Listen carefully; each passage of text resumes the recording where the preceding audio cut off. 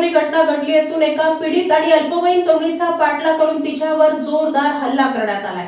अल्पवयीन मुलीचा पाठलाग करून तिला रस्त्यावर अडवल्याप्रकरणी विनयभंगाचा लैंगिक छळाचा गुन्हा दाखल करण्यात आला। इयत्ता 10वी मध्ये शिकणाऱ्या अल्पवयीन मुलीचा पाठलाग करून रस्त्यावर अडवून तिला दोरीनं डोळ्यावर, चेहऱ्यावर, पाठीवर मारहाण करून जखमी करण्याची धक्कादायक घटना सोलापूर शहरातल्या परिसरात घडली आहे। या प्रकरणी विजापूर नाका पोलीस ठाण्यात पीडितेच्या मामीने तक्रार केल्यानं बसप्पा रंगप्पा शेंडगे यांच्या विरुद्ध विनयभंगासह लैंगिक छळाचा गुन्हा नोंद करण्यात आलाय।